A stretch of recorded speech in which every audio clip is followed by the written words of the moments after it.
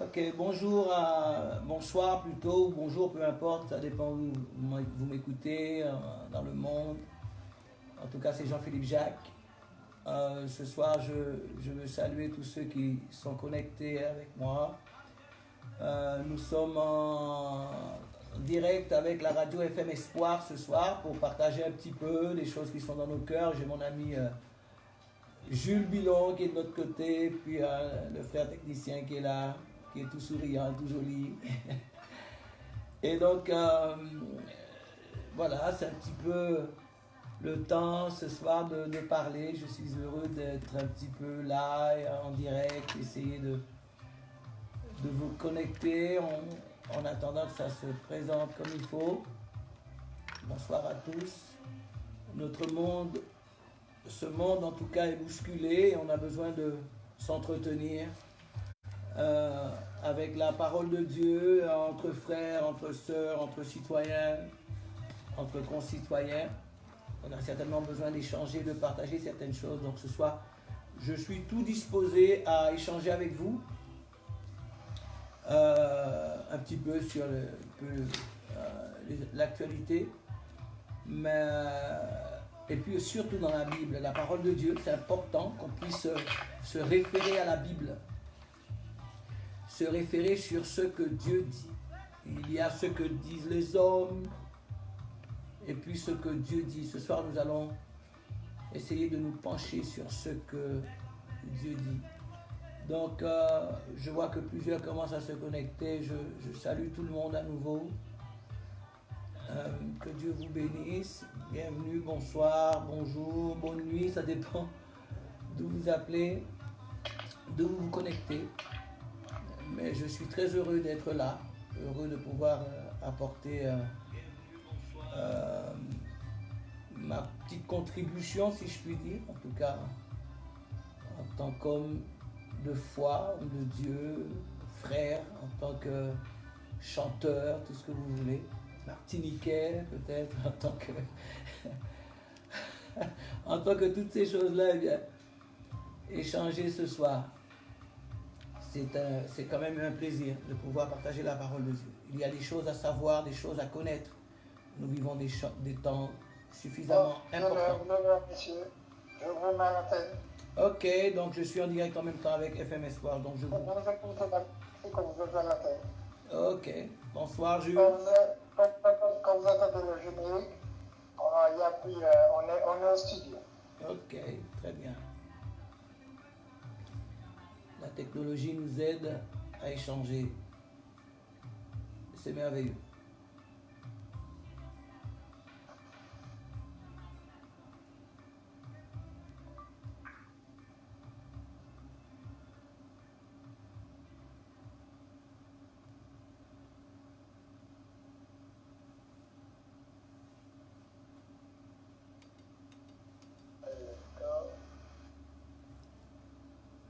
Bonsoir à tous. Bonsoir la Martinique. Je vois la Martinique. Je vois la France.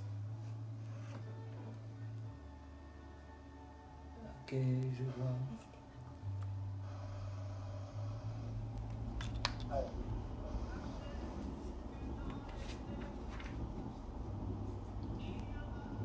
Ok, dans quelques secondes, le générique de Radio FM Espoir se mettra en route et qu'on pourra être officiellement tous connectés ensemble et profiter de cet instant pour partager un peu de nos nouvelles et puis surtout consoler. On a aussi besoin de consolation.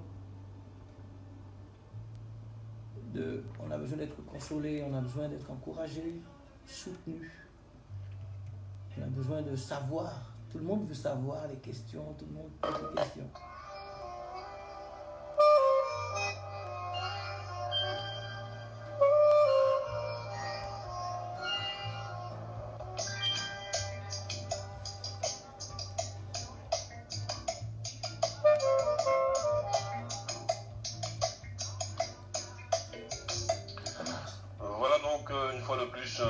salut à nos amis auditeurs, auditrices de la radio FM Espoir. Comme vous le savez, vous êtes dans l'émission Viens et Vois, émission présentée et réalisée tous les lundis en principe, mais nous avons une édition spéciale le vendredi.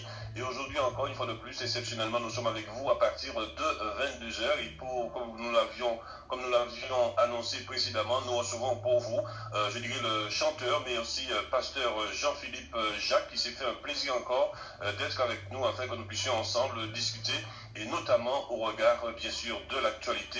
Et je vous rappelle aussi un téléphone à votre disposition, puisque le directeur de la radio aussi est à la radio, si vous souhaitez appeler le 0596 52 64 17.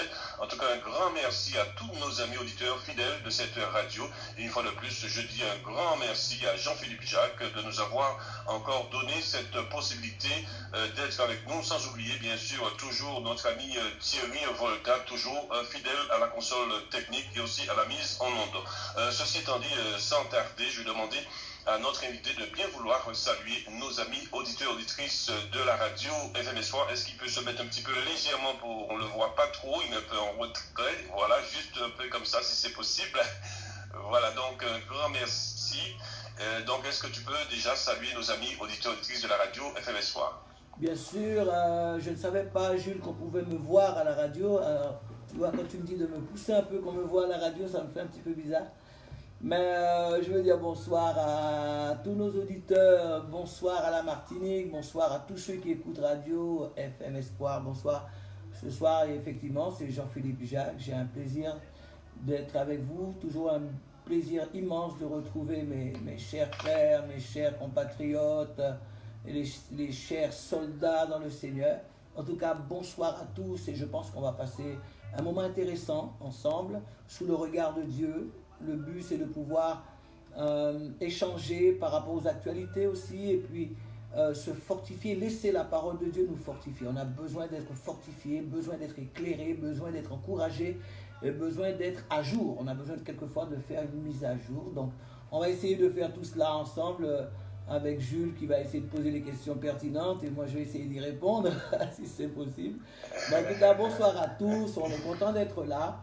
Et allons-y ensemble, partageons ce qu'il y a sur nos cœurs. Je ne sais pas si les gens pourront appeler pendant l'émission, comment ça va se passer, Jules, mais je suis là. Oui, éventuellement, soit nous envoyer des SMS, okay. Parce que je disais que je te vois, c'est-à-dire comme on est par Skype, donc il faut que je puisse, là tu es un petit peu sur la gauche, enfin droite peut-être pour toi. Mais si tu pouvais un peu dire, voilà, légèrement, voilà, là on se voit, comme si, voilà, c'est juste pour te voir. D'accord. Voilà, impeccable. Voilà. Donc, c'est vrai, Jean-Philippe, au regard de l'actualité, c'est vrai qu'aujourd'hui, tu vas aussi nous exhorter, nous encourager, le peuple de Dieu. Je pense que tu, de par ton ministère, déjà dans un premier temps, ministère de chant, et aujourd'hui, tu exerces le ministère pastoral depuis quelque temps du côté de Lyon. Ma question, déjà, par rapport justement à l'actualité, par rapport à la situation, comment toi, en tant que chanteur, en tant que pasteur, comment tu vois cette situation et comment tu l'analyses? Oui, donc la situation est gravissime, hein.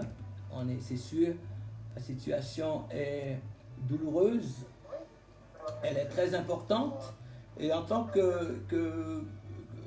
qu'être humain déjà dans un premier temps, en tant qu'être humain, je vois la douleur, je vois la souffrance, je pèse combien les gens sont en panique, surtout nous sommes confrontés à ces choses-là.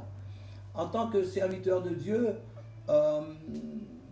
nous savons que ces choses, en tout cas, avaient été annoncées, que ces choses sont dans la Bible, ces choses sont, nous sommes prévenus. L'Église, en réalité, n'est pas surprise outre mesure, puisque la Bible annonce ces choses-là. La Bible annonce ces choses-là, donc quelquefois on vit un petit peu en oubliant un petit peu, et puis quand ces événements surgissent, eh bien cela nous ramène justement à ces choses qui ont déjà été écrites, qui sont écrites et par lesquelles nous devons passer. Ce monde doit passer par certaines choses, et il faut être prêt pour ces choses-là. Il faut être prêt. Donc mon but ce soir, c'est d'essayer peut-être d'encourager, d'aider tout un chacun, en tout cas ceux qui veulent bien écouter, à vivre ces choses-là, à apprécier ces choses à leur juste valeur et à sortir surtout victorieux de ces choses. Je crois que tout le monde veut s'en sortir, tout le monde veut trouver une issue. Donc la Bible prévoit certaines choses et j'aimerais en parler comme ça ce soir.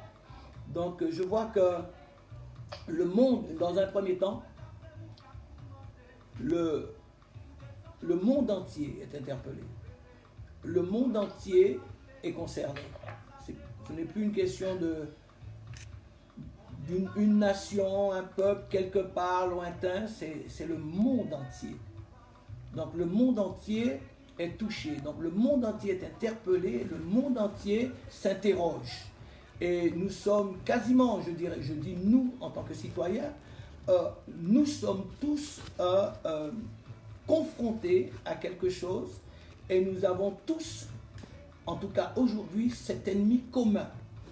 Et les hommes de la terre, nous avons la possibilité de nous organiser autour de cela. Et cette situation nous oblige, elle nous oblige à redevenir humains. Elle nous oblige à redevenir des citoyens. Elle nous oblige à nous regarder désormais un petit peu différemment. Elle nous oblige à réfléchir. Elle nous oblige, cette situation nous pousse à entrer en nous-mêmes. Cette situation nous pousse à certaines réflexions. Et c'est pour cela que je suis là ce soir, pour essayer d'apporter ce que moi je ressens, ce que je sais de ces choses-là, ce que dit la Bible en tout cas au sujet de ces choses. Mais nous savons que dans la globalité, l'Église, s'il faut parler de l'Église, l'Église n'a pas à s'effrayer de ces choses. L'Église n'a pas à trembler de ces choses. L'Église, elle connaît la vérité. Elle sait. Donc, on dit souvent, un homme averti en vaut deux. J'aime souvent dire cette phrase-là parce que c'est vrai. Nous sommes avertis. Donc maintenant, retournons au livre dans lequel ces choses ont été écrites. C'est le livre qui nous a parlé de ces choses avant qu'elles n'arrivent. Elle a certainement en elle-même des réponses. Elle a en elle-même des solutions. Il y a des solutions. Si Dieu a déjà averti que ces choses arriveraient, Dieu aussi a déjà une solution par rapport à ces choses. Et puisque le monde entier est concerné, ce n'est plus une affaire d'église proprement dite, une affaire de foi, de pas foi. Tout le monde, le virus ne connaît pas de frontières. Et par rapport à cela, eh bien, nous pouvons aujourd'hui aller à la source, se déconnecter.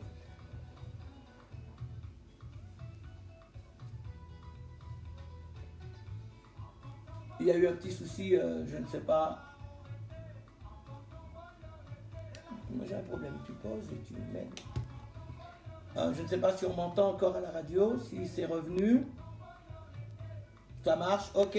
Donc voilà un petit peu ce que je ressens, comment je vois les choses et voilà comment je vois les choses, comme un peu comme un homme de foi, comme un père, comme un mari, comme un pasteur et tout cela. Voilà. Je ne sais pas si ça répond complètement à ta question, Jules.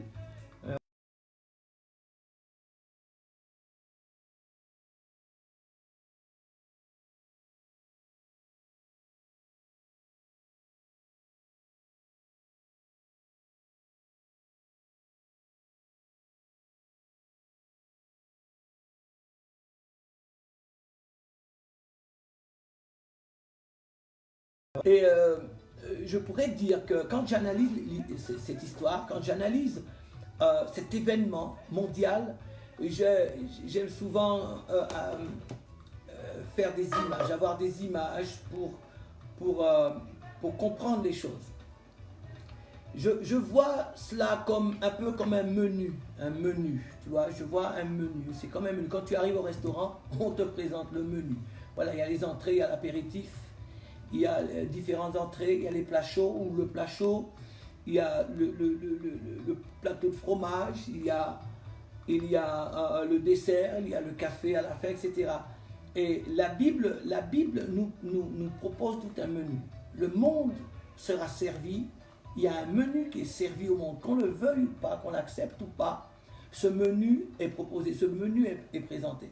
Et ce que je voudrais dire à nos amis qui nous écoutent, tout d'abord, il y a cette douleur qui est là, parce que nombre de ceux qui ont perdu un proche, beaucoup, et donc tous ceux qui sont endeuillés, je voudrais leur dire toute ma sympathie et cette compassion qui est dans nos cœurs, parce que nous savons ce que c'est que de perdre un être cher. Et je veux encourager ces personnes, leur donner vraiment cet espoir, ce courage, le courage de continuer, le courage de continuer, le courage de ne pas lâcher, n'abandonnez pas. N'abandonnez pas espoir, ne perdez pas espoir. Nous voulons, en tant qu'Église, en tant qu'homme de Dieu, je veux vous bénir. Je veux vous dire que la bénédiction de Dieu, malgré ces moments difficiles que vous traversez, que la bénédiction de Dieu, que la consolation du Saint-Esprit vous soit apportée néanmoins dans ces moments difficiles. Que la grâce de Dieu vous bénisse, que la main de Dieu soit sur vous et vos proches. Tous ceux qui sont peut-être à l'hôpital et qui écoutent, ceux qui sont peut-être couchés, certains n'ont pas trouvé de place aussi à l'hôpital, certains sont à la maison en souffrance, peut-être certains sont touchés par ce virus et sont dans la douleur, dans cette complication intérieure au niveau de leurs poumons, etc. Je veux vous dire que nous sommes avec vous. L'Église est avec vous. L'Église prie, nous prions tout le temps. Nous sommes confinés dans la prière. Nous sommes confinés dans la recherche de la face de Dieu. Nous sommes confinés dans l'intercession. Nous prions Dieu que sa grâce, que par sa grâce, il puisse vous guérir, qu'il puisse vous relever, que vous puissiez sortir de ce combat victorieux, que vous puissiez sortir de cette situation grandie, mûrie, avec de nouvelles façons de voir les choses, que vous puissiez sortir de cette situation avec d'autres priorités. Avec d'autres priorités. Nous bénissons Dieu, le Dieu Tout-Puissant, qui est capable de poser sa main là où vous êtes et de vous aider. Nous savons que le personnel médical qui fait tout ce qu'il peut, ce personnel, ces gens sont formidables. Ils font ce qu'ils peuvent pour aider. Nous voulons profiter pour saluer. Je salue ces personnes. Je salue les médecins. Je salue toutes ces personnes dans les hôpitaux. Je veux saluer les gardes malades, les aides-soignants, aides-soignantes, les brancardiers, les ambulanciers. Toutes ces personnes qui font diligence pour nous aider, pour aider ceux qui souffrent. Nous voulons vous aussi vous dire que nous pensons aussi à vous dans la prière. Sachez que nous prions pour vous. Nous prions pour que les médecins soient bénis. Nous prions pour que les chercheurs soient bénis. Nous prions pour que tout un chacun reçoive une grâce particulière de Dieu durant ces moments difficiles. Nous prions pour tout un chacun. Nous vous disons, nous sommes un de cœur avec vous dans ces situations. Soyez encouragés. N'abandonnez pas, ne vous découragez pas, ne lâchez pas. Restez ferme dans la confiance. Gardez espoir. D'ailleurs, la Bible nous dit, frère, je crois que tu le sais, que Jésus a dit que lorsque certaines de ces choses arriveraient, qu'il nous faudrait lever nos yeux vers le ciel. Quand ces choses arrivent, c'est le moment de lever les yeux vers Dieu et de prier, d'invoquer Dieu, de chercher le secours de Dieu. De chercher le secours de Dieu. C'est le temps pour le monde entier. C'est le temps pour le monde entier de chercher la face de Dieu, de chercher le secours de Dieu. C'est là le moment. Nous sommes dans un moment charnière, nous sommes à un carrefour. C'est extraordinaire combien cet événement produit en nous le vouloir et le faire aussi pour trouver le secours là où il est vraiment. Voilà ce que je veux dire dans un premier temps à tous ceux qui nous écoutent. Et puis les autres, ceux qui ne sont pas malades, mais qui simplement ont peut-être des personnes qui connaissent des personnes et qui ne savent pas quoi faire, qui sont là. Peut-être certains de ceux qui prient, de ceux qui se demandent, oui, mais prier comment? Je ne sais pas prier, je ne sais pas comment. Tu peux prier parce que tu as un cœur. Chacun peut prier. Il suffit de se tourner vers Dieu et de dire à Dieu, Dieu, peut-être je ne te connais pas. Je ne me suis peut-être jamais inquiété ni intéressé de toi. Mais là, nos chercheurs sont paumés. Là, nos médecins sont au maximum. Là, notre monde est au taquet. Nous te prions parce que tu es Dieu. Nous te prions, ô Seigneur. Nous te prions, ô Dieu. Si tu ne connais pas son nom, appelle-le ô Dieu, tu verras. Agis pour notre nation, agis pour notre pays, agis dans ce monde, agis pour ceux qui sont malades, agis sur tout un chacun. Nous avons tous besoin de toi. La Chine a besoin de toi. Les États-Unis ont besoin de toi. L'Afrique a besoin de toi. L'Europe a besoin de toi. L'Asie a besoin de toi. Nous avons tous besoin de toi. Prions le Seigneur. Invoque ton Dieu. Invoque Dieu. Tourne-toi vers Dieu. Laisse ton cœur être sondé par Dieu et que tu puisses, que tout un chacun puisse remettre de l'ordre dans sa vie. Nous sommes appelés à mettre de l'ordre dans notre vie. Parce que nous savons que le désordre appelle le désordre. Et chaque être humain aujourd'hui est responsable de lui-même et aussi de sa nation. Nous sommes appelés à mettre de l'ordre dans notre vie. Parce que la mort est à la porte. Parce que la mort frappe à nos portes. La mort frappe.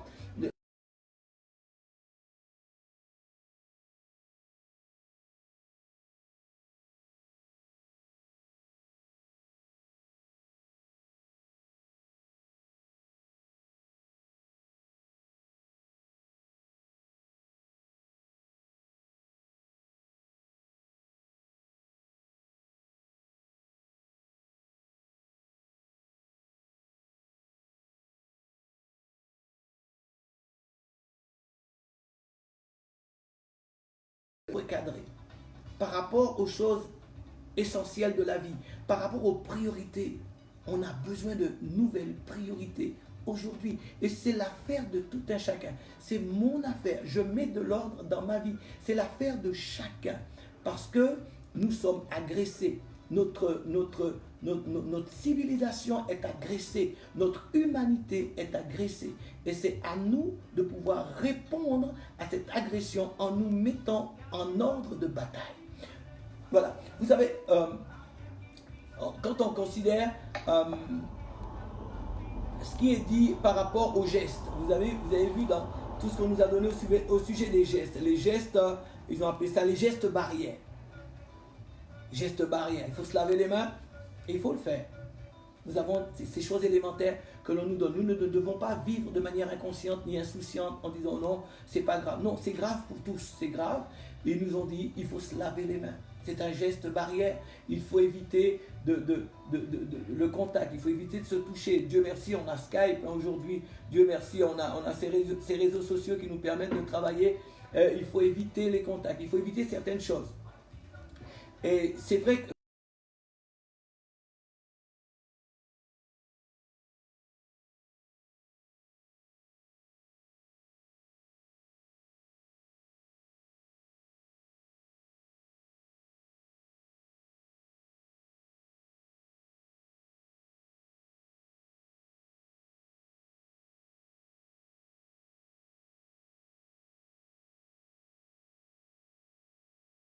demande en quelque sorte de créer une bulle, n'est-ce pas? Il faut se laver les mains, ne pas avoir de contact avec les autres. Quelque part, il y a une bulle à créer. Nous avons aussi une bulle spirituelle à créer. Les gestes barrières, se laver les mains. Se laver les mains, c'est tellement simple. Et la Bible aussi nous parle de se laver. Nous avons besoin de nous laver spirituellement. Si les médecins nous donnent ce qu'il y a à faire en termes de gestes barrières et qu'il faut les respecter, eh bien nous, en quelque sorte, les médecins spirituels, les médecins de la parole de Dieu, les médecins selon la vie spirituelle, nous aussi, nous avons des gestes barrières à vous communiquer. Vous devez vous laver. Chacun devra se laver. Et la Bible nous dit que Jésus-Christ, le Fils de Dieu, il a donné sa vie, il a donné son sang pour que nous puissions être lavés de nos péchés. C'est le sang de Jésus qui nous lave. Aujourd'hui, vous avez besoin de ce geste barrière. Vous lavez dans le sang de Jésus. vous lavez par la justice de Dieu. On a tous besoin de ce geste barrière. Tu en as besoin. Si tu ne te laves pas dans ce sang, le sang que Dieu a pourvu pour nous purifier, tu seras condamné.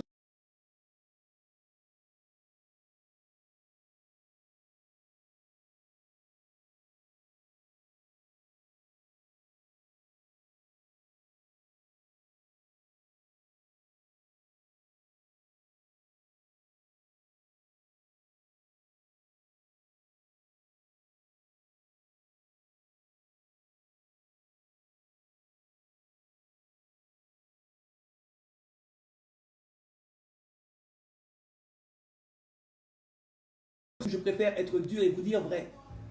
Ceux qui échapperont au coronavirus n'échapperont peut-être pas à ce qui vient derrière. Parce qu'après l'apéro, il y a les entrées. Il y aura des entrées. Quelquefois, quand vous allez au resto, vous voyez, on vous présente une première entrée, salade, crudité, après quelque chose d'autre, et puis on choisit. Dans la Bible, il y a tout un menu qui est réservé à ce monde qui refuse de se laver dans le sang de Jésus. C'est pour cela que je dis, je ne veux pas vous effrayer davantage, je sais que tout le monde a déjà un petit peu peur, mais des choses plus difficiles, des choses plus dures, des choses plus catastrophiques arrivent encore après cela. Il y a des choses beaucoup plus mortelles qui arrivent. Le coronavirus, j'essaie d'employer un langage commun que tout le monde comprend. Les Français aiment beaucoup être à table, ce sont des spécialistes de la table. À Lyon, nous avons la gastronomie, nous sommes les maîtres de la gastronomie, nous sommes les champions de table. On mange très bien à Lyon, nous aimons bien manger, donc vous comprenez très bien ce que c'est que aller à table. Je dis que le coronavirus, c'est comme un apéritif. Après l'apéro, ça va continuer à être servi. Notre monde, ce monde connaîtra d'autres choses, plus terribles. J'aimerais nous conduire peut-être dans la parole de Dieu directement. On va dans le livre de l'Apocalypse. Pour ceux qui ont peut-être la Bible, si vous ne l'avez pas, c'est pas très très grave. Je vais pas non plus être trop lourd dans les choses, mais dans le livre de l'Apocalypse, il nous est parlé de ces choses. Lorsque vous aurez le temps, peut-être ce soir ou demain ou un autre jour, vous avez ces choses dans le livre de l'Apocalypse, par exemple. Le livre de l'Apocalypse, c'est un livre un petit peu difficile à cerner. C'est pour cela que souvent nous sommes dans les évangiles. C'est pour cela qu'on nous appelle les évangéliques. Mais nous ne sommes pas que évangéliques. Nous aimons toute la Bible.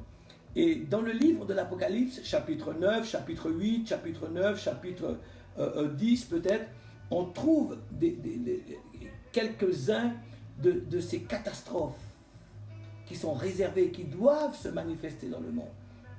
Alors, Apocalypse chapitre 9, vous verrez du verset 1 à 12, vous verrez ensuite dans Apocalypse chapitre 8 aussi, il y a tellement de choses, hein? Tellement de choses qui sont prévues. Je vais vous lire un petit peu, mais pour vous dire, grosso modo, dans la Bible, il est dit que ces choses sont réservées à la terre. Et Dieu savait d'avance que ces choses arriveraient. C'est pour cela qu'il a donné l'antidote avant. Il a donné le remède.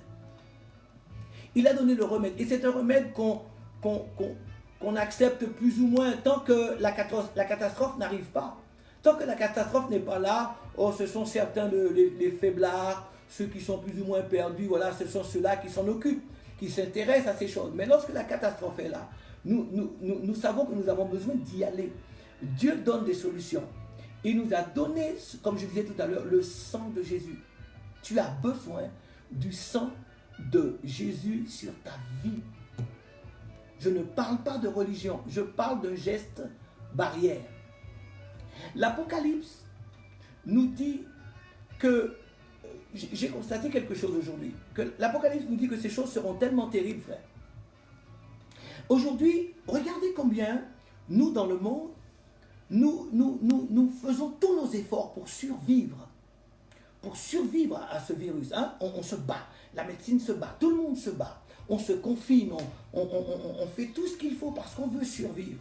J'ai vu notamment une dame, je pense que c'est peut-être en Italie, une dame qui est tombée dans la rue. Elle n'arrivait plus à respirer et elle criait, même dans le peu de son qui restait de sa voix, elle criait « Au secours, aidez-moi, je n'arrive plus à respirer ». Et j'étais profondément touché par cette situation. Et je réalisais, en tant qu'enfant de Dieu, que ces gens veulent vivre. Les personnes veulent vivre. On veut vivre. On ne veut pas être terrassé. Et c'est normal. Nous avons l'instinct de survie. On veut résister. On veut se battre. Et tout le monde, nous prions pour ne pas trinquer. Nous prions pour ne pas être pris, pour ne pas avoir etc. Tout ce qui est les symptômes et tout cela. On prie. On veut vivre. Tout le monde veut vivre. Et on se bat. Vous vous battez. Vous avez raison de vous battre. Je me bats aussi. Ok, je suis sur mes gardes. Je veille sur mon péché, comme disait David au verset, dans le psaume 18. David dit, je me suis tenu en garde contre mon péché. Cet homme, il savait comment combattre. Et lorsque nous voyons cette bataille, cette lutte, tu croises quelqu'un dans la rue, parce que moi je vais encore au travail, ça m'arrive de croiser du monde, le regard des gens. Les gens vous regardent et c'est comme si on se regarde et on sait, on est tous sur la même longueur d'onde, hein? Quand on se regarde, Corona, pas Corona. Il y a cette communication qui est naturelle.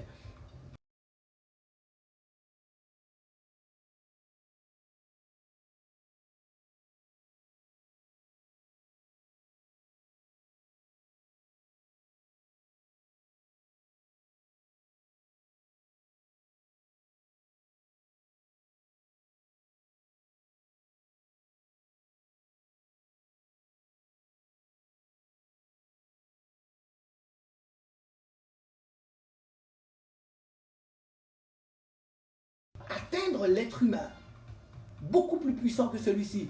Et la Bible nous dit que les hommes seront tellement dans la douleur. Ça va? Je vous fais assez peur? Je vous fais peur? Non, je vous dis ce qui est écrit. Parce que souvent on ne veut pas écouter. On attend la catastrophe pour écouter. Donc moi j'en profite pour tout vous dire. La Bible nous dit qu'il y a des choses qui arrivent où on sera tellement dans la douleur qu'à ce moment-là, les hommes ne voudront pas vivre. Aujourd'hui, tout le monde veut vivre. On se bat. Mais la Bible dit qu'à un moment, vous ne voudriez plus vivre. Vous pouvez vous imaginer la détresse que ça sera. Ça sera tellement douloureux. Il y a ces symboles comme des scorpions. Je ne sais pas, vous voyez les frères un peu de quoi je veux parler. Les scorpions qui vont piquer les hommes. Il y aura tellement de douleur que les gens voudront mourir. Ils ne voudront pas de médecin. Ils ne voudront pas de confinement. Ils voudront mourir. Et la Bible dit que la mort s'éloignera d'eux. La mort te refusera. Aujourd'hui, tu te bats pour vivre. Et tu crois que c'est dur, ça. Tu te bats pour vivre. La Bible dit que ce qui vient, tu voudras mourir. Tu ne voudras pas vivre. Je ne sais pas si ça vous aide. Moi, ça m'aide. On ne voudra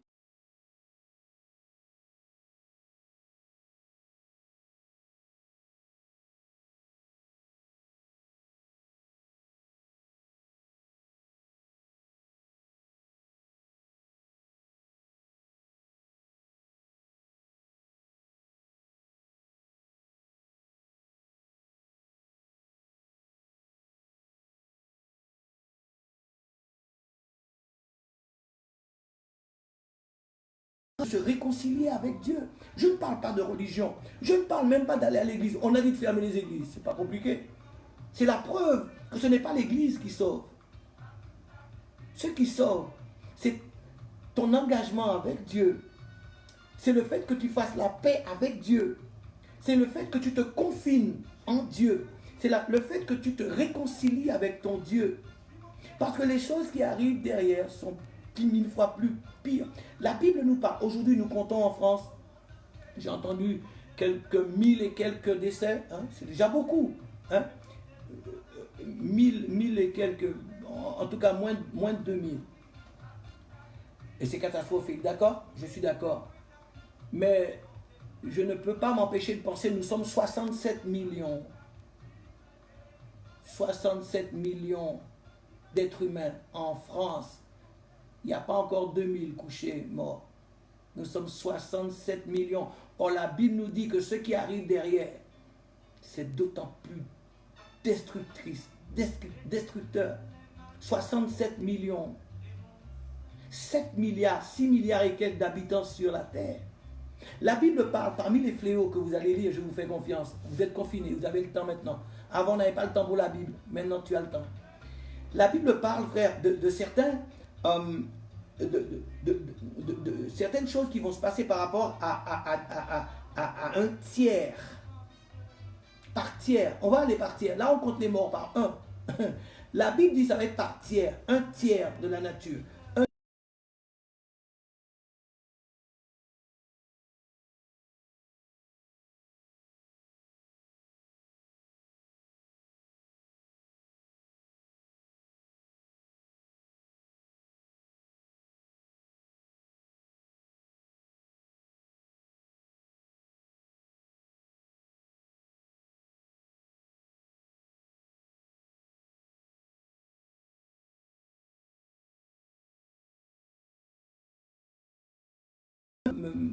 Me focaliser sur la chronologie du millénium, nous l'église on sera enlevé avant, après, etc. En tout cas, nous goûtons déjà au coronavirus, ça c'est sûr. On est là, on n'est pas encore enlevé, non? L'église n'est pas encore enlevée, l'église est encore là et l'apéritif est servi. Les plats chauds arrivent, le dessert arrive, tout arrive. Tout ce qui est prévu dans la Bible arrive. Lisez l'Apocalypse chapitre 8, chapitre 9 et lisez toute l'Apocalypse si vous voulez, vous avez le temps. Je crois qu'ils ont dit qu'on est là encore pour quelques semaines. Vous avez le temps. Lisez et vous verrez ce que Dieu a dit. Donc, armons-nous de la pensée biblique. Armons-nous de ce que Dieu nous a dit et avançons. C'est pour cela que je disais au départ, ne vous découragez pas, ne baissez pas les bras, n'abandonnez pas parce que ce n'est que l'apéritif. Des choses terribles arrivent. Donne, écoute-moi bien, donne ta vie à Dieu. Je n'ai pas dit va à l'église. Je sais que je suis sur Radio FM Espoir. Il y en a beaucoup, hein, Radio FM Espoir, les chrétiens sont là. On va à l'église, hein. On va à l'église. On va à l'église. Je n'ai pas dit aller à l'église. D'ailleurs, on a dit qu'on n'y va plus là maintenant, en tout cas pour le moment. Mais qu'il y ait une réelle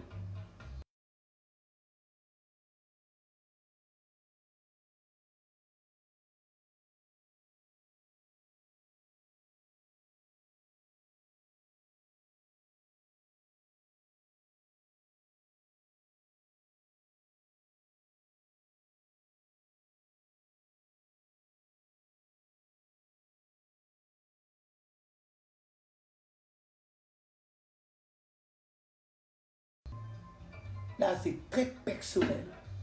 Dieu s'engage en tant que lui, mon nom, son nom. Il parle de son nom et de son peuple. Si son peuple, sur qui est invoqué son nom, s'humilie, prie, cherche ma face et se détourne de ses mauvaises voies, Dieu garantit qu'il guérira le pays de ce peuple-là, qu'il pardonnerait le péché de ce peuple-là. Dieu ne nous laisse pas sans solution. Donc nous, l'Église, pour revenir un petit peu, je vais me focaliser un petit peu plus sur l'Église là ce soir maintenant. L'Église ne t'appuie pas sur le fait que ton pasteur s'appelle un tel, ton bishop un tel. Ne t'appuie pas sur le fait que ton église, il y a beaucoup de membres. On s'en moque. Le coronavirus, lorsqu'il lit ton pédigré, il n'en a rien à faire. Ne t'appuie pas sur ta religion. Appuie-toi sur la parole de Dieu.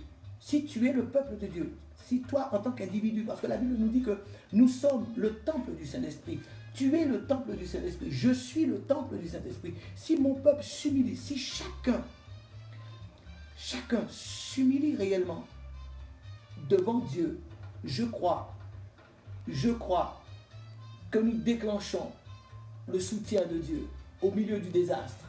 La Bible dit que 1000 tombent à ta droite et 10 000 à ta gauche. Vous connaissez ce verset. Psaume 91, je crois. C'est ça? Tu ne seras pas atteint. Dieu nous promet de nous protéger. Dieu nous a dit qu'il nous protégerait. Mais nous avons besoin de revenir à lui. C'est ce que je voudrais dire ce soir. Je ne sais pas si vous pouvez si vous ne retenez que cela, eh bien, ça sera bien. Dieu nous aime. Dieu vous aime. Dieu nous aime tous. Et Dieu nous a donné une réponse. Il nous a prévenu que ces choses arriveraient. Et avant qu'elles n'arrivent, il nous a donné l'antidote.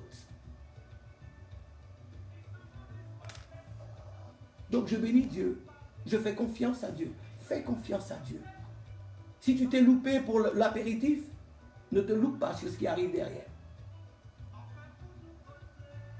Tu peux louper l'apéro, mais ne loupe pas la prochaine entrée. Passe-la avec brio. Ne loupe pas le reste, ne laisse pas le reste te détruire. Tu es averti. Nous sommes avertis. Nous sommes avertis. Nous sommes à la fin des temps. Ce monde, la vie, ces dernières heures, c'est la fin.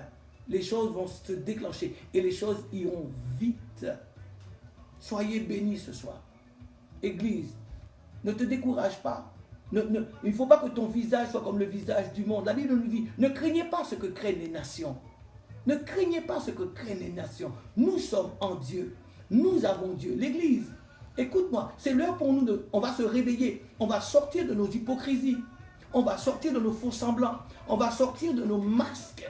On va se présenter à Dieu. On va s'humilier. Que chacun s'humilie. Je ne parle pas forcément de chacun veut faire son live Facebook. Chacun veut faire son truc pour essayer de jouer le berger, pour essayer de jouer le connaisseur. Non, je ne parle pas de ça. Que chacun dans son secret, que chacun dans le secret de son cœur. La Bible dit, entre dans ta chambre.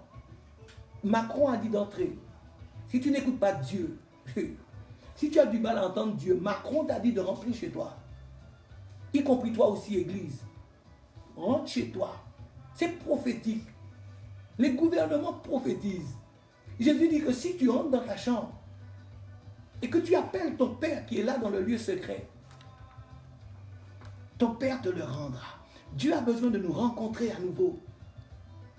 Les pasteurs vous disent de le faire. Jésus a dit de le faire. Le président, le gouvernement, les gouvernements vous disent, tout le monde te dit d'entrer dans ta chambre. Confine-toi.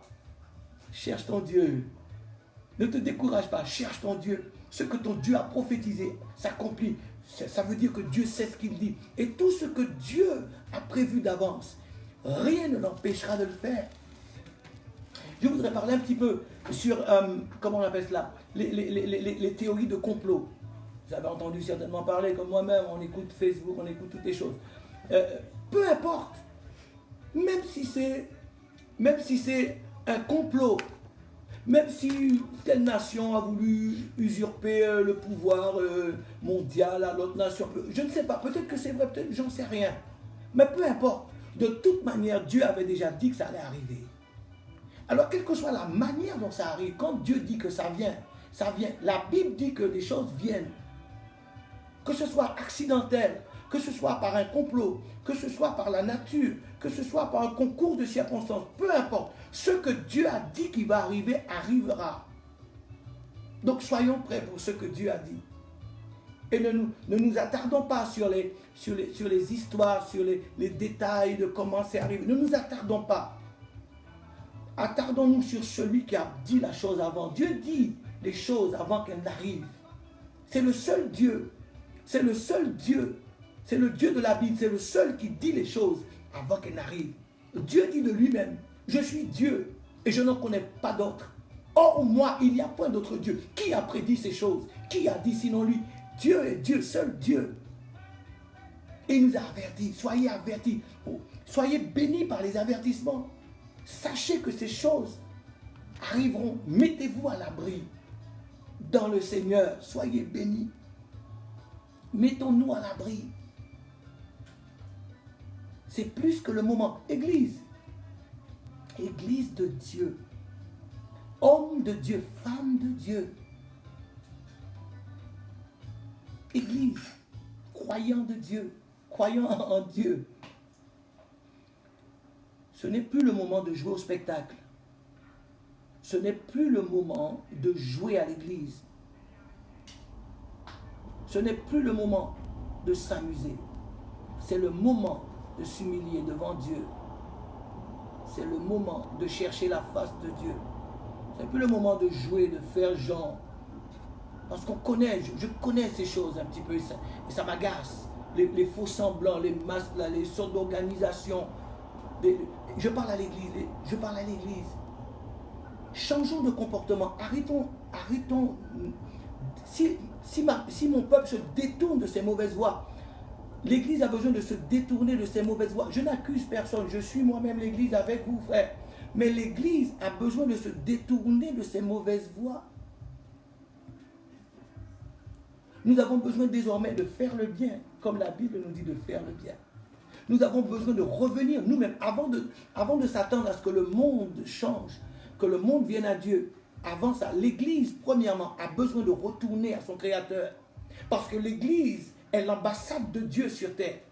L'Église a la responsabilité d'invoquer Dieu. L'Église a la responsabilité d'intercéder. L'Église peut faire interface. L'Église a la responsabilité de la nation. Il est temps que l'Église cesse de jouer à l'Église. Il faut que tu sois l'Église, que tu acceptes d'être celui que Dieu dit que tu es et que tu joues ton rôle, que tu fasses ta part dans cette génération. Nous ne pouvons pas fonctionner à mi-chemin, un petit peu à l'Église, un petit peu dans le monde, un petit peu ceci, un petit peu cela. Il est temps pour nous, je dis nous, je me mets avec vous pour que vous ne pensiez pas que je cherche à donner des leçons. Il est temps pour nous d'arrêter le cinéma. Alors, on va arrêter le cirque. Hein, tu vas aimer ton prochain comme toi-même. Tu vas commencer par faire ça. C'est ce que je dois faire. Je dois aimer mon frère. On se comprend? Je vais aimer mon frère. Je vais aimer l'Église, je vais aimer l'autre. Je vais essayer de faire le bien autant que faire se peut. Je vais essayer de faire le bien. Tout simplement, des petites choses simples. Si l'Église se détourne, si mon peuple se détourne de ses mauvaises voies, Dieu guérit son pays. Ce pays, le pays là où vous êtes, quel que soit là où vous m'écoutez, le pays est sous votre responsabilité. Église, ambassade de Dieu, porte-parole de Dieu, prophète de Dieu, maison de l'Éternel. Nous sommes responsables.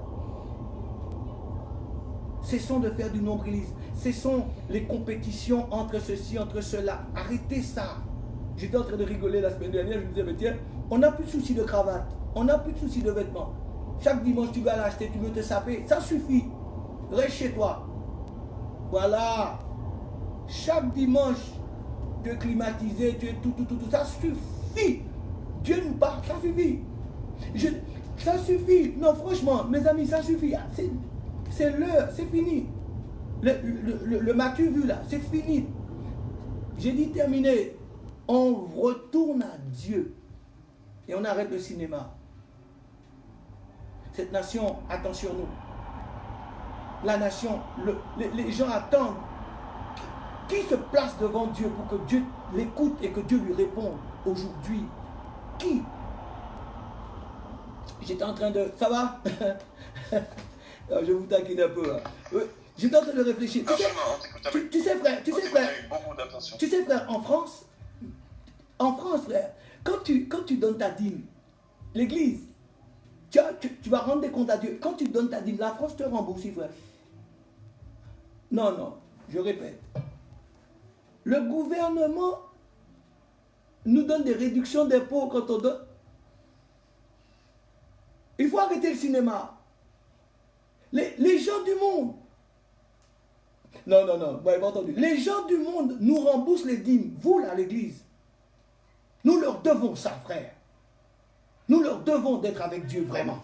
Nous leur devons que lorsqu'ils sont en difficulté, frère, nous leur devons ça. Si nous ne sommes pas capables, donc nous avons échoué. Ça veut dire qu'eux ont joué leur rôle. Et puis nous avons échoué. L'église doit être au fait. L'église doit pouvoir invoquer son Dieu. Et son Dieu doit lui répondre. Il y a des choses tellement simples et vraies à voir. Tu mets ta dîme, tu fais ta déclaration. Vous savez, je ne sais pas si vous savez comment ça se passe.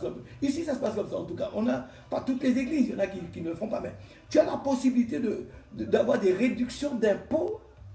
Non, c'est catastrophique. Tu as la possibilité d'avoir des réductions d'impôts sur la dîme que tu fais vivre l'association de l'église.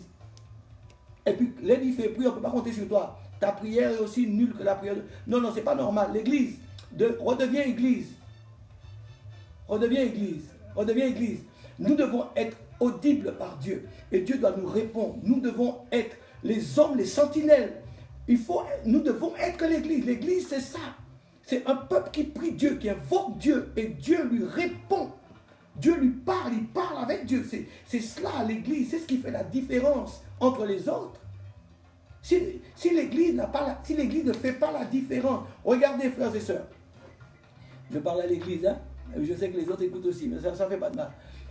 Pour moi, je suis très observateur. En France, peut-être pas en Martinique, tout ça ailleurs, mais en France, quand le truc a déclenché, la première chose qu'ils ont dit, l'église évangélique, en France, on ne parle jamais de nous à la télé. Ce coup-là, on a parlé, et puis ils ont bien parlé. Hein. D'habitude, ils ne savent pas trop dire, oui, les évangélismes, la communauté, ils ne savent pas trop. Mais écoute, hein, ils ont dit l'église évangélique était dans le jeûne.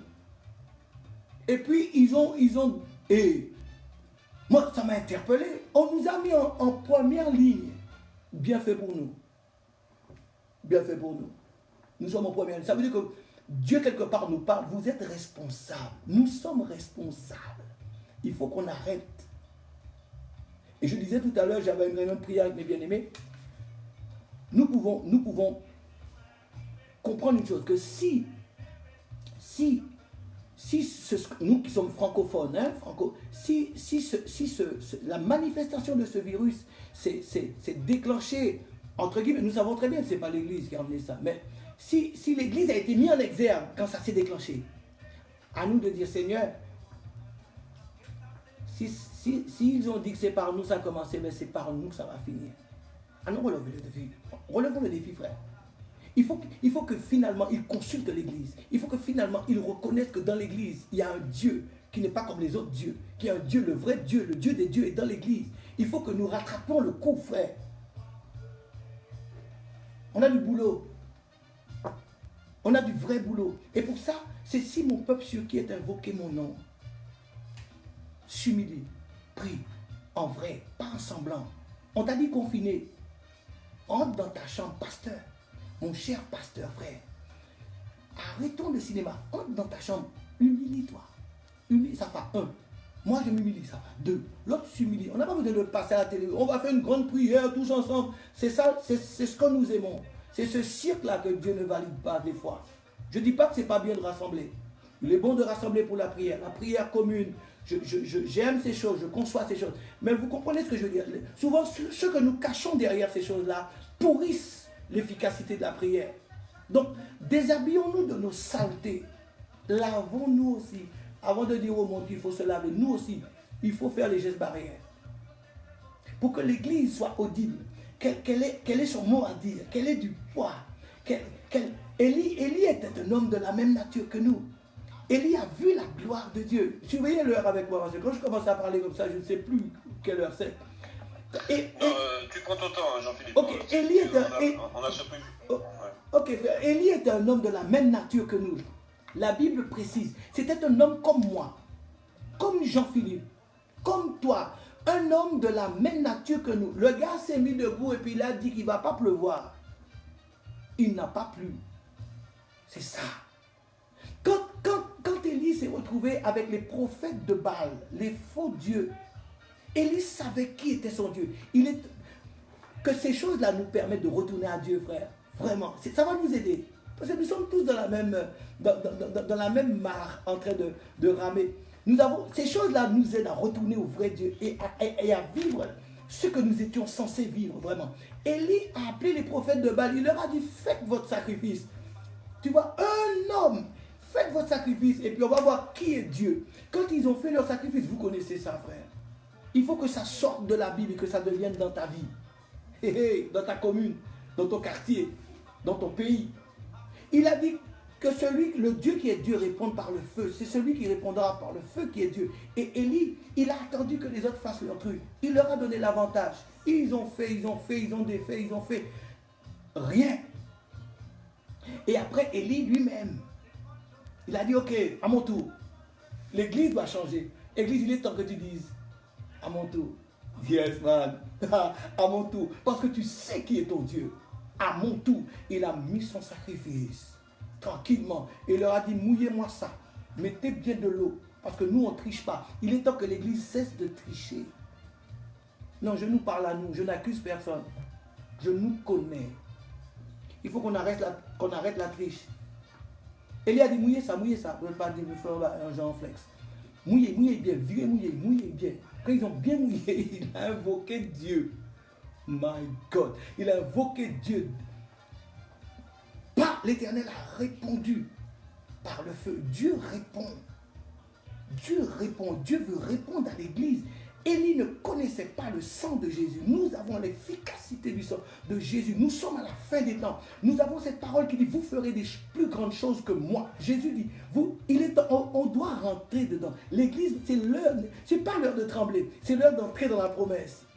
Vous ferez de plus grandes choses que moi. Les choses doivent changer et les choses vont changer. Et si vous ne voulez pas que ça change, Dieu veut que ça change. Dieu fera en sorte que ça change, ça va changer. Que tu le veuilles ou pas. Que tu sois d'accord ou pas. Ce qu'il a dit, il va le faire. Et moi, je veux être avec Dieu. Je veux être dans le camp de Dieu. Je veux être par où Dieu fait son affaire. Je veux être dedans. Parce que c'est ce que Dieu veut, que ses enfants s'attachent à lui. Qu'on revienne à lui, qu'on arrête nos scandales, tout ça. On a été de problème en problème, de chute en chute, de galère en galère, de témoignage en mauvais témoignage. Oh, ok, d'accord. Dieu est un Dieu de compassion. Il est aussi un Dieu qui pardonne. On revient à Dieu. Église, reviens à ton Dieu. Ton Dieu a soif de t'exaucer. Il a soif d'entendre ta voix et de pouvoir répondre à ce que tu lui demandes. Il a soif que son ambassade, que sa maison soit en contact avec lui vraiment. Que ses serviteurs, ses servantes soient à leur place dans une consécration correcte, dans une vie de prière correcte. Dieu nous ramène à la prière. Si tu ne veux pas aller à la prière, Macron t'a dit d'y aller. C'est comme ça que je le prends. Ce n'est pas une punition. Macron même, ton président franco-français, t'a dit, rentre chez toi. Oh mais Seigneur, on avait climatisé, on avait mis la moquette, rentre à la maison. On vient d'investir, et comment on va faire? Rentrer, ça suffit. Nous entrons, nous nous humilions, nous cherchons Dieu. Nous revenons à Dieu. Ce n'est pas la peine d'accuser l'autre. On se présente soi-même, on demande à Dieu de nous laver. Seigneur, lave-moi. Seigneur, pardon. Pendant que tu dis ça, tu commences à te souvenir, tout est triché, tout ce que tu fais qu'on ne sait pas, mais que Dieu sait, que toi aussi tu sais, tu mets de l'ordre, on met de l'ordre. Pourquoi? Parce qu'on a une affaire à régler. Alléluia. On a une affaire à régler. Nous sommes l'église. Dieu nous a donné la terre est à nous. Nous sommes l'église, nous sommes sur la terre, nous avons un rôle à jouer. Ok, je mets de l'ordre dans mes affaires. J'arrête de juger l'autre, j'arrête de critiquer l'autre. J'aime pas l'autre que la façon qu'il fait tout ça. C'est plus ton problème. Règle ta situation à toi, règle-toi toi-même, mets de l'ordre dans tes affaires et commence à invoquer Dieu. David, je peux encore parler, frère? Je peux encore parler, l'heure est ok? Tu as pleinement le temps, c'est vrai que tu nous fais déjà le privilège d'être là. Allez, j'y vais. Je te laisse aller. J'y vais. On est confiné de toute façon. Écoute-moi, j'y vais, frère. Voilà, et sans t'interrompre, on a aussi pas mal de questions après, mais il n'y a pas de souci, il y a pas mal de personnes qui nous écoutent et on apprécie et on écoute beaucoup d'attention. D'accord, j'essaierai de répondre aux questions, hein, mais je veux nous exhorter, nous encourager, non pas au découragement, mais à notre identité, qu'on puisse retrouver notre identité. Je suis l'Église, je suis le corps de Christ sur terre, le Père habite en moi, le Saint-Esprit est avec moi, les anges sont délégués pour moi. Je suis une autorité. Dieu m'a confié l'évangile. Dieu m'a confié les hommes. Nous avons autorité. Nous devons prendre notre job au sérieux. Notre place au sérieux. J'étais en train de lire le psaume 18. David, frère. Mes amis, vous qui m'écoutez. David, la plupart d'entre nous, nous connaissons David pour l'histoire de Goliath et tout ça. Mais David, dans le psaume 18, David, le thème du psaume nous dit que, en fait, David a fait ce psaume parce qu'il a eu des soucis avec Saül. Je ne sais pas si vous connaissez un peu ce psaume. Il a eu des soucis avec Saül. Et puis, après que l'Éternel l'eut délivré de la main de Saül, enfin, des termes comme ça, il a fait le psaume 18. Il va rendre grâce. Mais quand vous écoutez le gars parler, David commence par dire, qui est Dieu? Je vais lire. Je vous ai promis de lire un peu l'Apocalypse, je n'ai pas lu, mais je vous ai donné les références pour que vous puissiez y aller. Et je vous donne le Somme 18, que vous puissiez aussi y aller, mais j'aime trop ce que David dit. David, frère, quand il a été délivré, il dit, je t'aime, Éternel, ma force, Éternel, mon rocher. On dit un rappeur, tu vois, on dit un rappeur.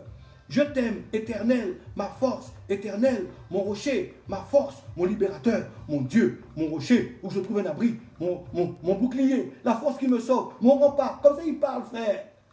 Quand il est sorti sous la délivrance, lorsqu'il a expérimenté Dieu, lorsqu'il a expérimenté la fidélité de Dieu, le gars commence à dire des choses sur Dieu. C'est ce que Dieu veut que l'Église fasse. Que l'Église expérimente la puissance de Dieu, que l'Église expérimente le secours de Dieu. Dieu crée le désert et puis il envoie l'eau. Dieu crée le besoin et puis il envoie la réponse. C'est comme ça que Dieu fonctionne. Et quand David a trouvé Dieu, il a rappé. David a rappelé, il a dit, je t'aime, Éternel, ma force, l'Éternel, parce que Dieu l'a béni. Dieu veut nous bénir comme ça. Dieu veut te bénir Martinique. Dieu veut te bénir Guadeloupe, Guyane, ceux qui m'écoutent, France, etc. Dieu veut te bénir. Toutes choses concourent au bien de ceux qui aiment Dieu. Nous avons devant nous une occasion, une opportunité de démontrer l'Éternel, le Dieu qui répond par le feu. Ne vous découragez pas. Que personne ne se décourage dans cette affaire. L'Église, c'est le moment de te ressaisir. Ressaisis-toi. Ce que ton Dieu t'a dit est vrai. Ce que ton Dieu t'a promis est réel. David, quand tu lis, après il explique dans le psaume, et puis tu vois, frère, il y a un endroit, et David commence à nous dire des choses. Regardez, verset 7 par exemple, il dit, dans ma détresse, j'ai fait appel à l'Éternel. Donc il nous raconte, dans ma détresse, j'ai fait appel à l'Éternel, j'ai crié à mon Dieu de son palais, il a entendu ma voix, mon cri est parvenu à ses oreilles. La terre a été ébranlée, elle a tremblé, les fondements des montagnes ont vacillé et ils ont été ébranlés parce qu'il était irrité. Une fumée s'élevait de ses narines et un feu dévorant sortait de sa bouche avec des charbons embrasés. Il a incliné le ciel et il est descendu. Une épaisse nuée sous ses pieds. Il était monté sur un chérubin et il volait. Il planait sur les ailes du vent. Il faisait des ténèbres sa retraite, sa tente tout autour. C'était des eaux obscures, de sombres nuages. Une lumière éclatante le précédait. D'où provenaient des nuées, de la grêle et des charbons ardents. En fait, tu vois, quand David nous apporte ce psaume, je suis enthousiaste parce que je sais que c'est la vérité. David, quand il a prié, Dieu lui a ouvert les yeux et il a vu toutes ces choses. Il a juste prié pour que Dieu le protège de Saül. Mais lorsqu'un homme prie, c'est ce que Dieu veut. Lorsque l'Église prie, il se passe des choses, frère, dans les lieux célestes. Dieu lui a ouvert les yeux et il a vu Dieu se manifester dans les lieux célestes. À cause de sa prière, il a vu Dieu. C'est pour cela qu'au début, il rappe comme ça. L'Éternel, mon secours, mon rocher, ma forteresse. Il ne sait même plus quoi dire, tellement qu'il a vu le secours de Dieu.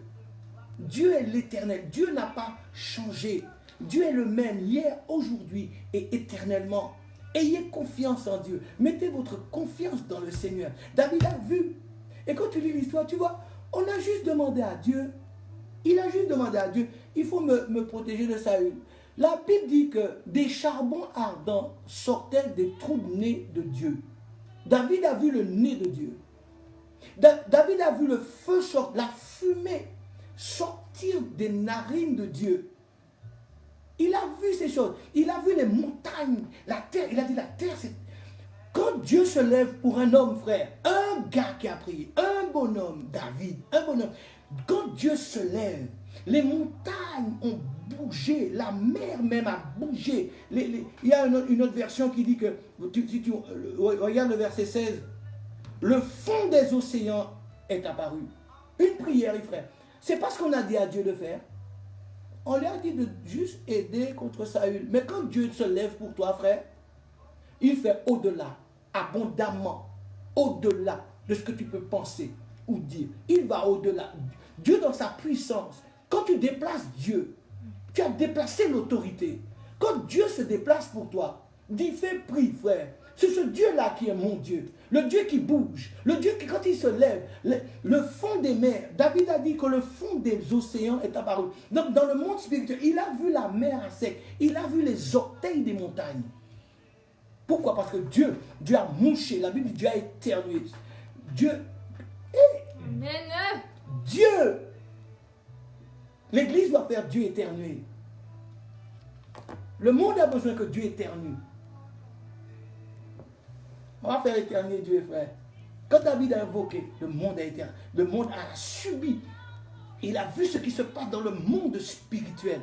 Quand tu invoques Dieu, peut-être qu'on se moque de toi. Tu pries. Quand tu pries, frère, quelque chose se passe dans le monde spirituel. Il y a la panique chez le diable. Le patron du coronavirus a un problème. Quand toi, tu invoques ton Dieu,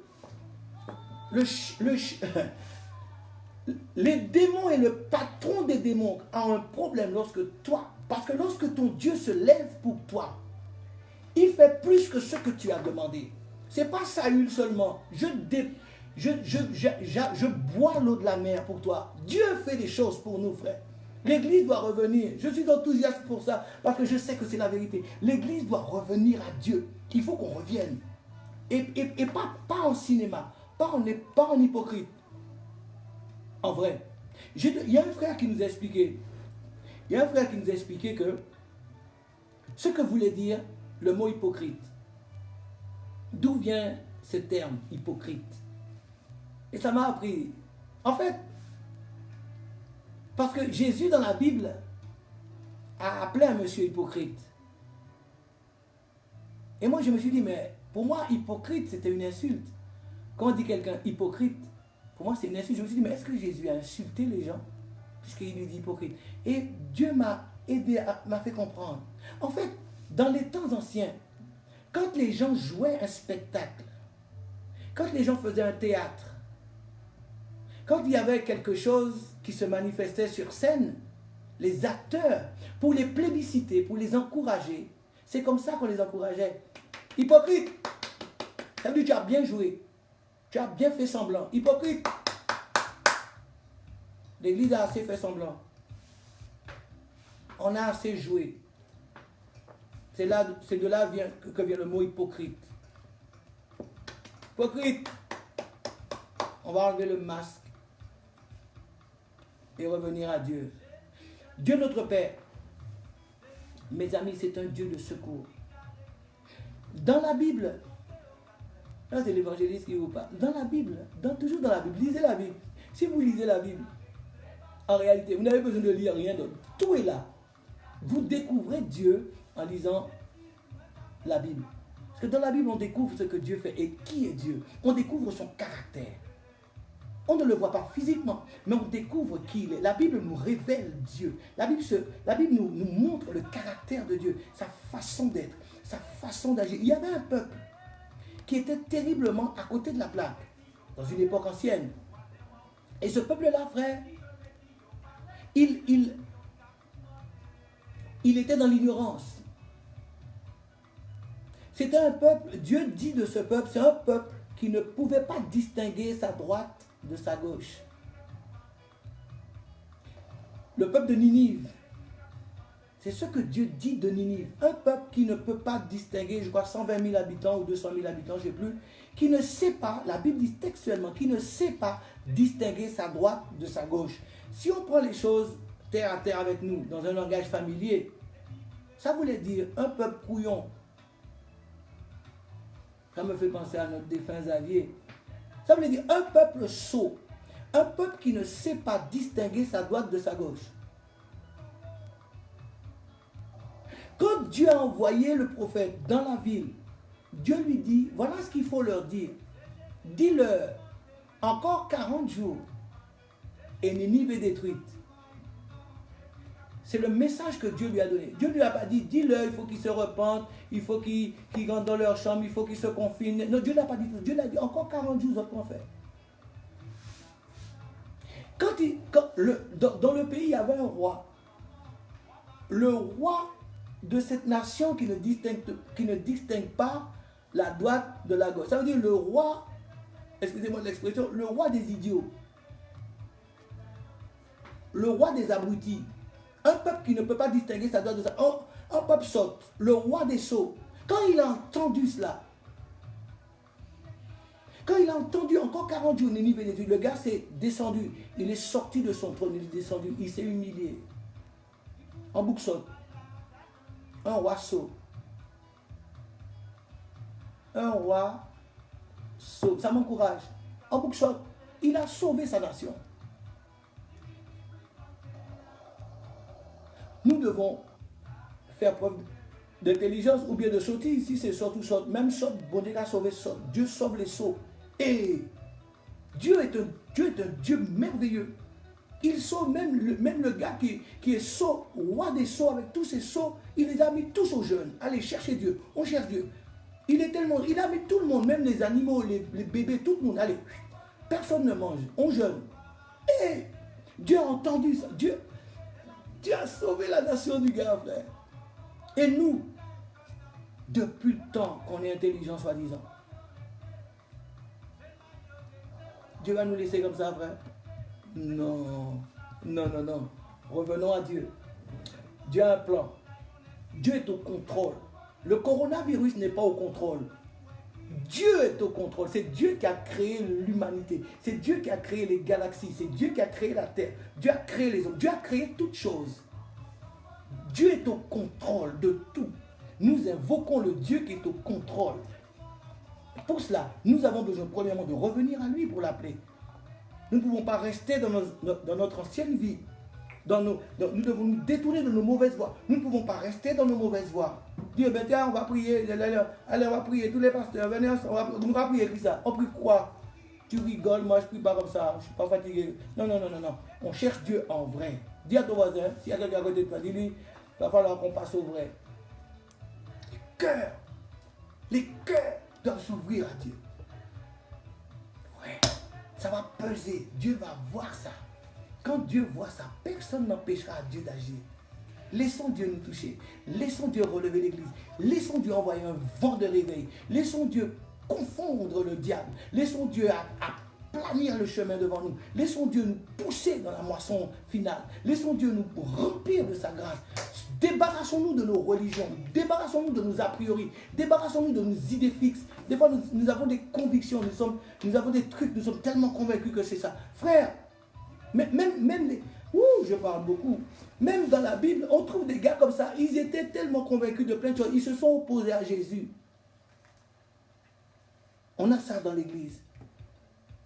On a ça dans l'église. Les gens qui ils ont tellement étudié, je ne sais pas dans quelle fédération, dans quel institut, ils ont tellement étudié qu'ils s'opposent. Ils ont dit à Jésus, il est écrit, oui, mais il est écrit, et dans la loi de Moïse, il est écrit, hypocrite. Écrit, c'est qui ça? C'est lui qui nous goûte devant. Il est écrit. Jésus a dit, mais l'écrit, c'est quoi? L'écrit. Vous parlez de quoi quand vous dites écrit? Il est écrit. Vous m'accusez avec la parole que je suis? C'est la confusion. Non, frère.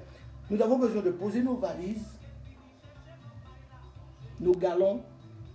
Je ne sais pas si je parle à quelqu'un.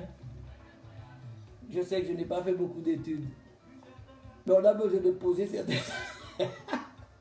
Tu as besoin de poser tes valises, toi. Et puis invoquer Dieu. Et que ton Dieu... Vous vous souvenez lorsque, comment il s'appelle, Jonas dans le bateau, il ne voulait pas servir Dieu. Les gars, les païens qui étaient là, ils ont dit, bon, nous qu'après faire là, ok, que chacun invoque son Dieu. Pour savoir pourquoi on est en galère, que chacun invoque son Dieu. C'est ce qu'ils ont dit. Païens, que chacun invoque son Dieu. Et chacun commence à invoquer son Dieu. Et c'est comme ça dans le monde aujourd'hui. Chacun cherche une solution. Et le coronavirus, chacun cherche sa solution. Mais Jonas qui te connaît des affaires. Jonas qui connaissait son histoire avec Dieu. Fuyait Dieu. Il ne prie pas. Tout le monde prie sauf lui. On l'a repéré. On a dit, pourquoi tu ne pries pas? Tout le monde prie sauf toi. Ils ont tiré au sort. Parce qu'ils ont tiré au sort. Le sort est tombé sur lui. Frère, en France, quand ils ont tiré au sort, l'église à Mulhouse est sortie.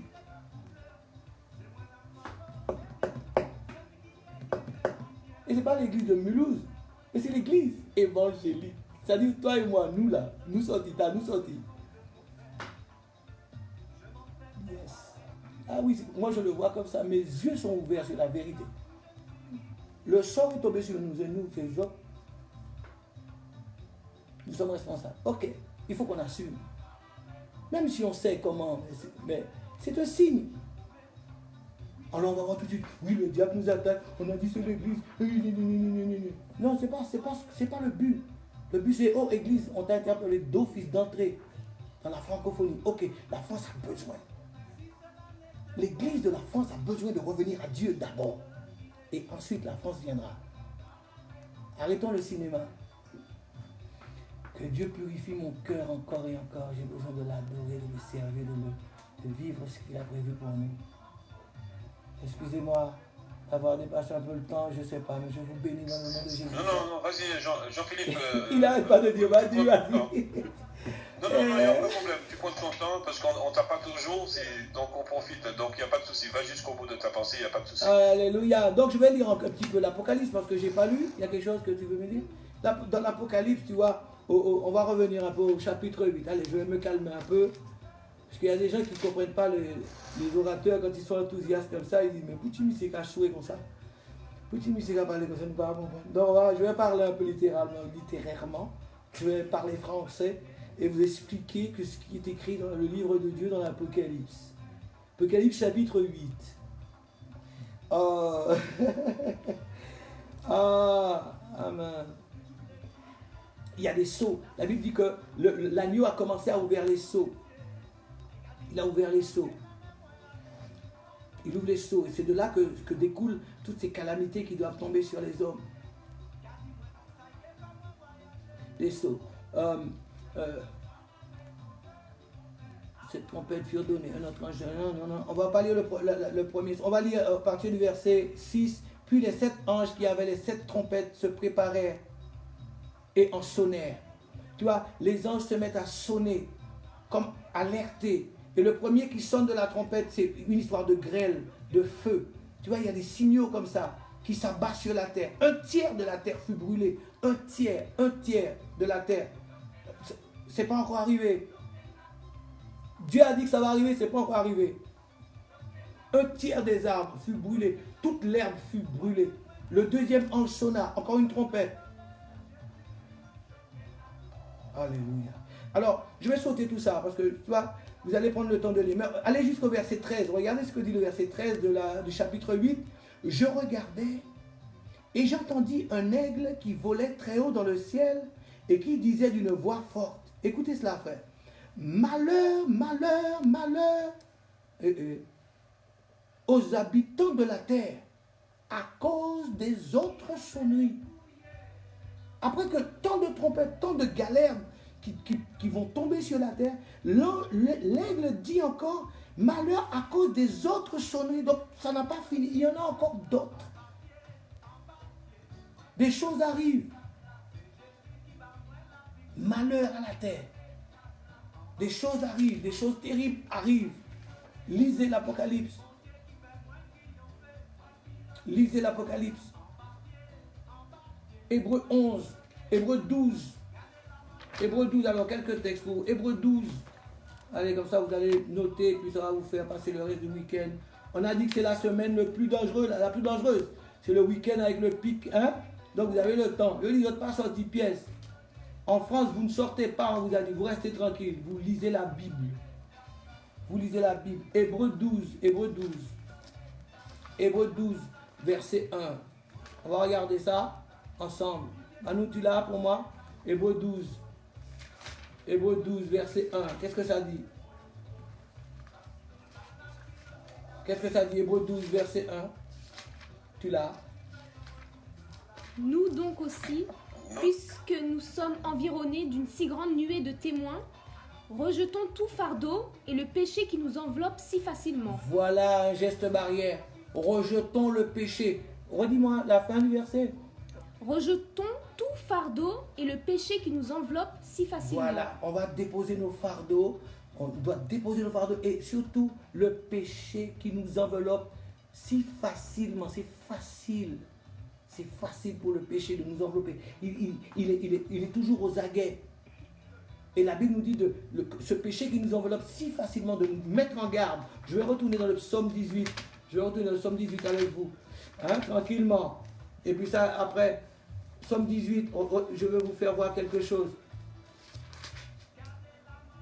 Alléluia, que Dieu soit béni ce soir. Soyez bénis et encouragés. Dieu est un Dieu merveilleux.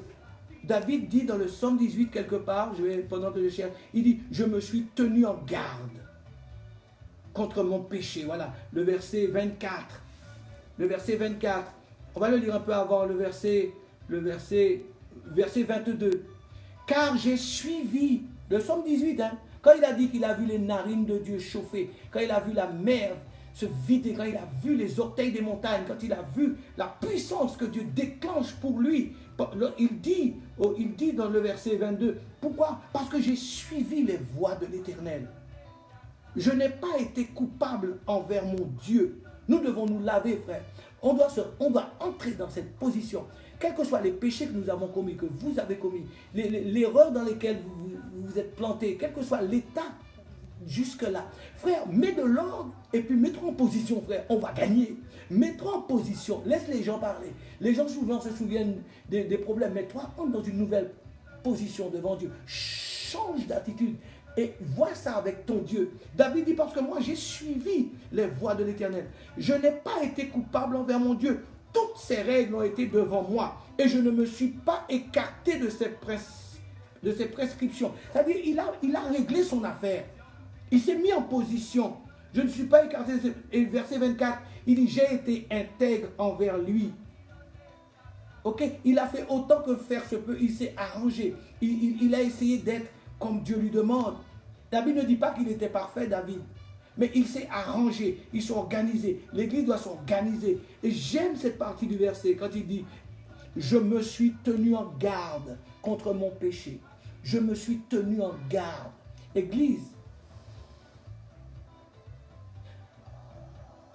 je me suis tenu en garde contre mon péché.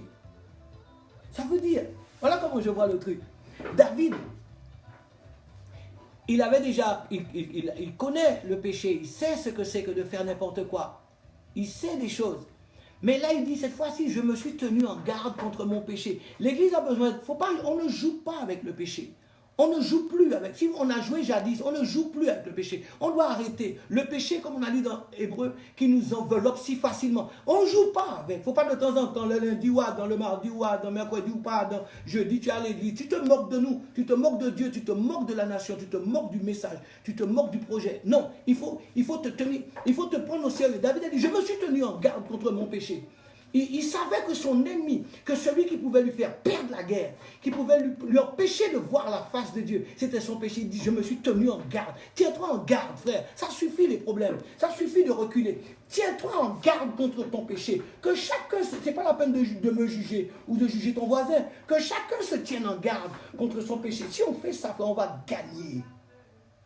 La Bible dit, dans le même psaume, regardez, verset 28. Verset 28. Tu sauves le peuple qui s'humilie. Tu sauves le peuple qui s'humilie. Et tu abaisses les regards hautains. Dieu est un Dieu qui sauve le peuple qui s'humilie. On a tout pour gagner. J'ai tout, tu as tout, nous avons tout, l'Église a tout pour gagner. Dieu sauve en tout cas le peuple qui s'humilie. Humilions-nous. Sincèrement, sérieusement. Pas simplement, tu es là, tu es chez toi confiné, tu attends que ça passe, tu attends qu'ils trouvent le vaccin, et puis là, au final, voir comme vieux commencer le même cycle là encore. Ça suffit. Les plans de résistance arrivent. Il faut qu'on change de comportement. Je vous aime, mais je vais vous dire la vérité. Je dois nous dire la vérité, sinon on va louper le coche, frère. Oh, tu ne peux pas rester chez toi, attendre le vaccin. Tu attends le vaccin, tu attends qu'il trouve une solution. C'est toi qui étais censé donner une solution au monde, mais maintenant tu attends que le monde trouve une solution pour toi. Tu es sûr que tu iras au ciel? Tu es sûr? Tu vas t'asseoir à côté de qui? Tu es sûr? Non, pas sûr. Nous devons jouer notre rôle. Ce ne sont pas ceux qui disent Seigneur, Seigneur, qui seront sauvés, mais celui-là seul qui fait la volonté de nos pères. La volonté de notre Père, c'est que nous nous humilions et que nous trouvions sa face. Et que nous répondions en son nom dans ce monde. Celui qui me reniera devant les hommes, je le renierai. Ah, moi, j'ai jamais renié. J'ai toujours dit que je suis chrétien. Ce n'est pas de ça qu'on parle. Ton comportement. Il faut qu'on gagne, frère. On se débarrasse du fardeau. Débarrassez-vous des fardeaux. Le péché qui nous enveloppe si facilement. Humilions-nous sous la puissante main de Dieu. Et laissons Dieu nous sauver. Laissons Dieu nous aimer. Laissons Dieu démontrer comme il sait si bien le faire. Toute la Bible nous parle de Dieu. Dieu aime tellement ça. Entrer en guerre. Ah, Dieu. Quand tu lis la Bible, toute la Bible, tu vois, Dieu aime ça. Quand on l'appelle, quand il y a un problème, et puis qu'on l'appelle, hey, quand Dieu entre en scène, tu es obligé des fois de l'arrêter. Dis, Dieu, c'est bon, stop. Quand Dieu entre, frère, dans toute la Bible, Dieu est un Dieu qui entre en scène. Dieu est un Dieu qui entre en faveur de l'homme, en faveur d'une intercession, en faveur d'une prière. Dieu est le Dieu qui est comme ça. Que Dieu nous bénisse. Martinique soit bénie. Radio FM Espoir. Communiquez le message avec vérité. Vous, les frères, les serviteurs qui m'écoutez, ceux qui sont assez humbles pour continuer à m'écouter jusque-là. Humilions-nous. Cherchons la face de Dieu. Afin que Dieu déclenche ce qu'il a déclenché sur ce monde. Et que toutes les nations expérimentent quelque chose. Nous savons que tous ne vont pas se tourner vers Dieu. La Bible parle dans l'Apocalypse encore des rois de la terre, de ceux qui vont continuer à s'énerver, à continuer à dire à Dieu des choses, continuer à être contre Dieu. Il y a ces gens-là, ça existe. On ne peut pas empêcher ça. Mais il y en a de ceux. Mes brebis connaissent ma voix. Il y a des brebis, il y a des gens dans des endroits qui sont prêts à entendre l'Église. Mais il faut que l'Église fasse son travail. Il y a des gens qui doivent être sauvés là. Il y a des gens qui ne pourront pas échapper au corona là.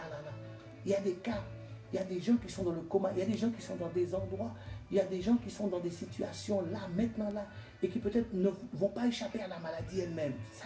Ok, on prie pour la guérison. Il y a des gens qui prennent la guérison, il y en a d'autres qui... Mais ils peuvent quand même recevoir quelque chose de Dieu, donner leur cœur à Dieu. Oui, je crois ça pour la nation, je crois ça. Dieu est le même hier, aujourd'hui et éternellement. Je bénis Dieu pour la France, ce pays dans lequel il m'a placé. Je bénis Dieu. J'ai confiance en Dieu pour la France. Je sais, je crois et je sais que la France, une grande partie de la France va se tourner vers Dieu parce qu'on a besoin de Dieu. Vous avez entendu le président italien ou le premier ministre israélien? Il a dit, j'ai perdu ma nation. Le gars pleure, c'est fini. On a tout fait, mais on a perdu. Il y a une religion postée dans le pays même.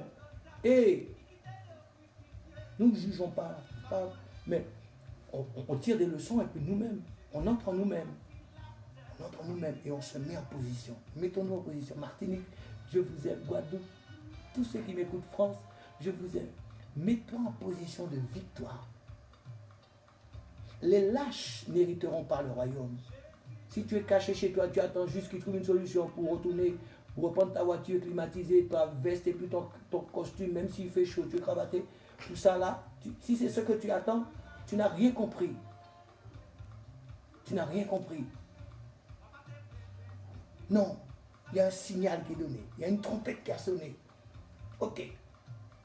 Peu importe comment la trompette nous a trouvés, mais on a encore le temps. Imaginons, frères et sœurs, église, imaginons qu'au lieu du coronavirus, c'était l'enlèvement. Hey! Il y a un qui était à la terre. Sûr! Ah oui! Oui! Le coronavirus a déjà fait certaines personnes se convertir, se changer de comportement. Si c'était l'enlèvement au lieu du corona, et église, mes amis qui m'écoutaient calmement, patiemment, dans vos voitures et tout ça, on nous pas fait gérer ça. Ne nous amusons pas, que chacun apporte son cœur à Dieu. Dis Dieu, c'est une affaire entre toi et moi. Maintenant, Dieu, c'est une affaire entre toi et moi. Je veux que tu sois au contrôle de ma vie. Et je veux faire ta volonté. Vraiment.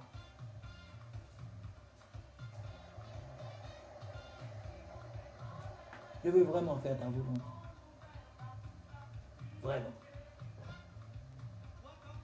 Chacun, dis à Dieu que tu veux faire sa volonté. Dis à Dieu que tu veux que ton cœur soit pur. Heureux ceux qui ont le cœur pur, ils verront Dieu. Dans quel état, je ne dis même pas Dieu, ok? Pour t'aider un peu. On va parler terre à terre. S'il y a des gens qui ne sont pas chrétiens forcément, qui écoutent. Dans quel état le coronavirus a trouvé ton cœur? L'immoralité a atteint son apogée dans notre société. Les dérives sexuelles en plein jour. La haine, la colère, les propos, les insultes, les choses en plein jour. Les luttes des fois entre frères. La haine, celui qui est son frère n'a pas la vie éternelle. Des choses comme ça. Dans quel état, je ne dis pas Dieu, hein, je dis juste, dans quel état le coronavirus a trouvé ton cœur quand il est arrivé sur terre? Mettons de l'ordre. Jésus revient. Chercher une église sans tâche. Il vient chercher une église qui est la sienne. Il faut que tu sois l'église de Dieu, que tu t'assures. Je ne parle pas de communauté globale, je ne parle pas de lieu de culte, de rassemblement. On vous a dit de rentrer chez vous. Ça, c'est trop super. Ah, moi, j'aime ça. Moi aussi, j'ai une église, j'ai un local, j'ai un truc, ouais, on a des loyers à payer, on a des crédits, ouais, moi aussi, j'ai tout ça. Mais moi, content. Aïbok. Alléluia. Aïbok. Allez chercher votre Dieu. Comme ça, on va revenir dans une autre dimension. Si Dieu nous permet de revenir. Parce que si on résiste à Dieu, si on résiste à l'appel, Dieu seul sait ce qui va se passer. Que Dieu nous aide à revenir. C'est mon message. Je vais arrêter là, sinon je vais vous répéter la même chose jusqu'à demain matin. Il faut qu'on revienne. Jules, est-ce que tu es d'accord avec moi? Jules, de toi à moi, on fait comme si on oublie les auditeurs. Est-ce que de nous-mêmes, moi je parle pour moi, je te demande de parler pour toi si tu as envie. Est-ce qu'il n'y a pas un moment où on se dit, mais attends, tu sais? Est-ce qu'il n'y a pas un moment où on se dit, attends. Il y a un moment où il faut qu'on s'arrête. Et attends, je vais regarder mon histoire, je vais regarder mon affaire. Parce que c'est pour l'éternité le ciel. Je ne sais pas. Moi, je veux tellement aller auprès de Jésus, moi. Je ne veux pas louper ça. Alors moi, quand il y a ça, moi, je m'interpelle, je me laisse interpeller. Et je ne m'entête pas à dire à Dieu, non, je suis pur. Non. Mentais. La Bible dit, il n'y a personne qui ne pêche jamais. On a besoin de venir dire, Seigneur, les profs dans ça, je ne veux pas rester à côté. Non seulement c'est même pas la maladie, mais le truc c'est que je ne veux pas louper le ciel. Ce n'est pas la maladie qui en tant que chrétien, ce n'est pas la maladie qui. On sait que tôt ou tard, un jour, il faut mourir. Les gens qui se battent là, ils vont aller mourir à présent. Ils vont mourir l'autre jour. Mais quand tu vas mourir, de toute façon, quand tu vas mourir, est-ce que tu vas auprès de Dieu ou est-ce que tu vas en enfer? Qu'est-ce que tu en penses, toi, Bilon, Jules? Dis-moi, est-ce que ton cœur est. Comment tu as vu ça, toi? Maintenant, c'est moi qui interview. Non,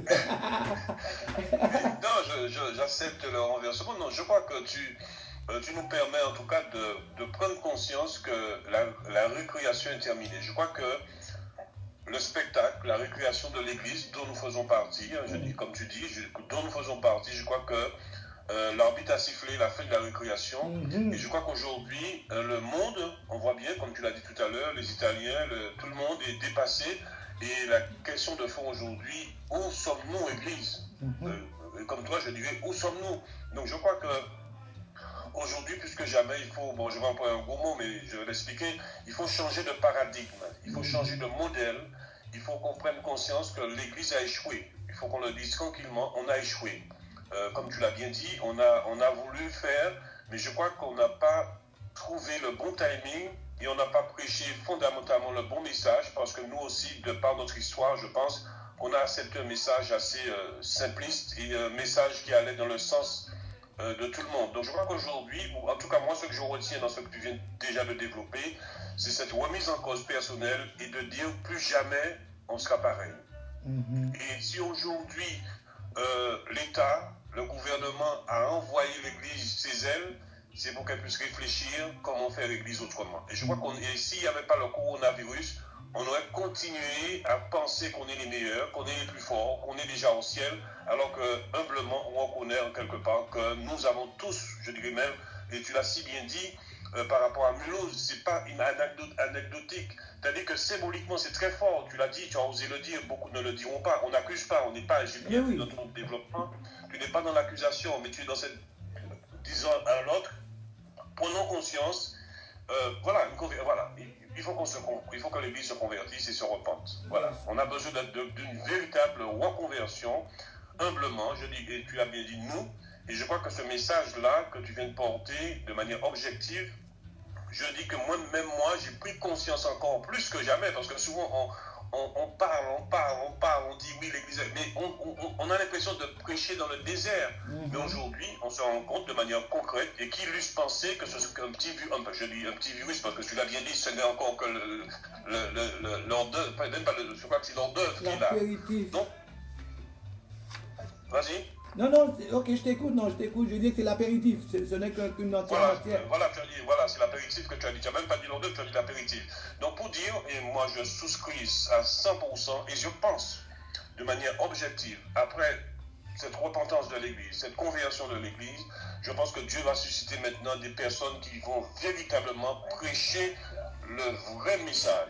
Et je crois qu'aujourd'hui, plus que jamais, Dieu va lever des leaders qui pourront aller parler aux politiques parce qu'ils sont impuissants maintenant. Avant, ils étaient arrogants, les politiques.